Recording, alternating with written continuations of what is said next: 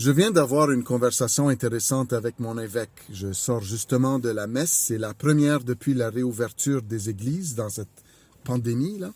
Et l'évangile était sur l'enfant prodige. Vous savez, cet enfant ce jeune homme qui demande à son père sa part de son héritage et qui va dans le monde et dilapide la fortune pour revenir chez son père la tête baissée.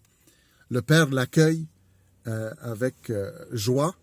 Et comme si son fils était mort et revient à la vie.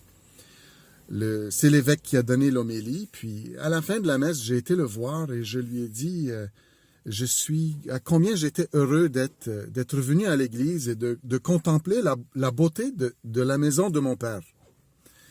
Et j'ai dit, mais vous savez, il y a beaucoup de gens qui ne sont pas venus aujourd'hui, et j'ai donné un exemple qui est proche de moi. Et j'ai dit, parce qu'ils avaient peur de faire une scène à la porte, au checkpoint. J'ai dit, moi-même, je refuse de montrer un passeport vaccinal et je ne l'ai pas fait. Je suis juste rentré. Mais ma femme et mes enfants ne sont pas venus à la messe parce que ma femme voulait épargner à nos enfants la scène de l'humiliation de leur père si deux adolescentes de 15 ans allaient le refuser à la porte de l'église.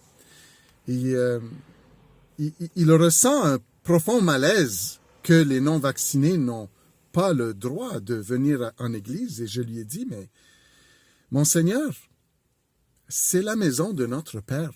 J'ai entendu vos paroles durant l'homélie. Je viens contempler la beauté de la demeure de mon Père. Je suis chez moi ici. C'est pas François Legault, mon père. Et il est déchiré, et c'est un problème. Et il a dit qu'on peut attendre encore 1 mois, bientôt tout ça va être fini. Je lui ai dit, je vous dis mes sentiments, je ne vous dis pas quoi faire. Mais moi, ça fait 2 ans que j'attends. Je n'attendrai pas un autre mois.